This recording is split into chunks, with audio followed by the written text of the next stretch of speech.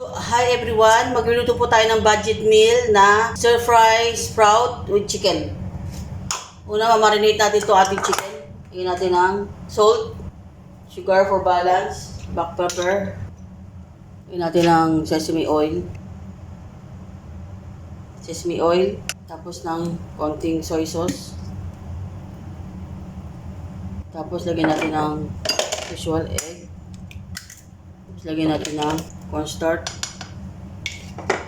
Cornstarch. Kamali. Yan. Tapos haluin as usual. Ng kamay. Haluin natin ng kamay. Pag well combine na, set aside, tapos i-prito na to. Deep fry. Parang pan fry lang. Sauce, kadai. Maglalagay tayo ng soy sauce. Yan. Lagay tayo ng hoisin, konti lang. Baka ma-overpowering. Yan. Tapos lagay tayo ng oyster sauce. Kasi dami ng hoisin. Dark soy sauce. Tapos lagyan natin ng konting sugar. Tapos lagyan natin ng konting tubig. Konti lang. Water. Konti lang. Yan. Alagyan ko yung cornstarch. Haluin. Nabilis. Set aside. Ang manok. Gulay ng manok. Manok lang iiwalayin.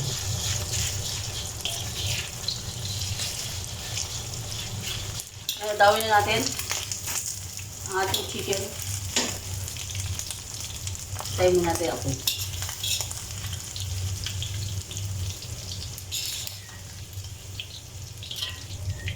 Saka yung oil.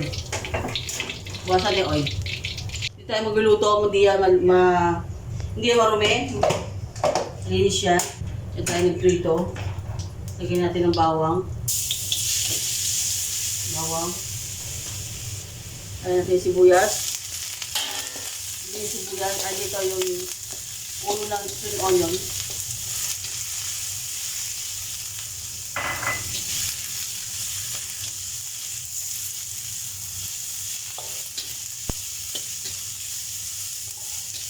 Lagyan natin ito ating homemade sprout. Lagyan natin ng konting ginis mix. Lagyan natin ating manok.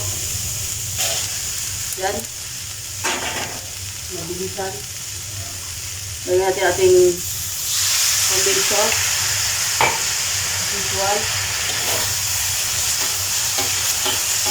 Fry.